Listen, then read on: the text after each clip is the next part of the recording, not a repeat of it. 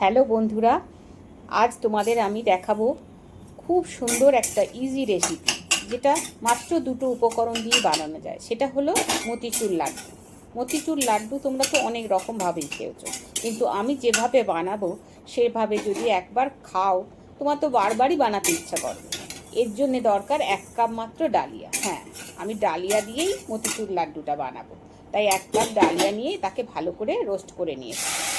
তো বেশ কড়া করা চলবে, মোটামুটি রোস্ট হলেই হবে। এবার সেই ডালিয়াটাকে 2 কাপ ভালো জল দিয়ে ওয়াশ করে নিয়েছি। দেখো, আমি আগে এটাকে ঘি দিয়ে ভেজে নিতে পারতাম, কিন্তু ডালিয়াতে তো অনেক নোংরা থাকে, সে তো ভালো করে না ওয়াশ করলে হয় না।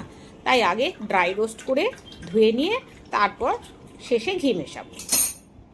এইবার 1 কাপ যেহেতু আমি ডালিয়া নিয়েছি, তাই আমি তার দ্বিগুণ জল নেব। 2 কাপ জলের মধ্যে দিয়ে দেবো, আর দিয়ে দেবো 1/2 কাপ চিনি।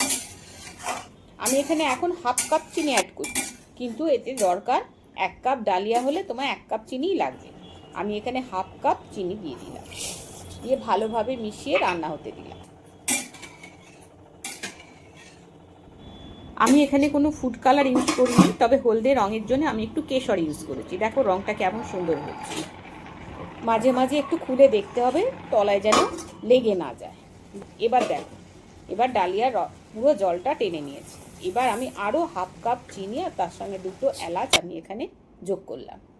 এবার এটাকে ভালোভাবে মিশিয়ে আমি এটাকে ঢাকা দিয়ে 5 মিনিট রান্না হতে দেব।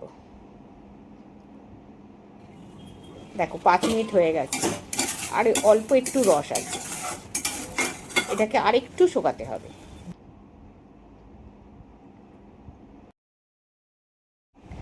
এবার গ্যাসটাকে অফ করে ঠান্ডা হতে দিতে হবে। এবার দেখো, এবার পুরো রসটা চুষে নিয়েছে। দেখো ডালিয়াটা ঠিক এরকম পজিশনে তোমায় গ্যাসটা অফ করে দিতে হবে, কিন্তু এইরকম একটু নরম থাকবে। এটা ঠান্ডা হয়ে গেলেই না দেখবে শক্ত হয়ে গেছে।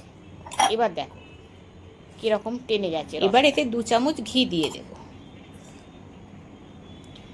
ঘি দিয়ে দিলে না লাড্ডুর গন্ধটা খুব সুন্দর হয়। এবার ঘি দিয়ে ভালোভাবে মিশিয়ে নিয়ে এবার হাতে একটু ঘি মাখিয়ে লাড্ডুর আকারে গড়ে নেব। তাহলেই হয়ে গেল আমাদের মতিচুর লাড্ডু। খেতে দারুণ হবে, তোমরা একবার বানিয়ে খেও। খুব ইজি। মতিচুর লাড্ডুর জন্য কোনো ঝামেলা নেই, কোনো বেসন গোলা বা ডাল বাটা বা কোনো এই সমস্ত ঝামেলা ছাড়াই এত সুন্দর লাড্ডু হবে, খেয়ে মনে হবে আরও একবার বানাই। আমাদের বাড়ির সকলেরই খুবই ফেভারিট এই লাড্ডু। তো তোমাদের কেমন লাগলো জানিও।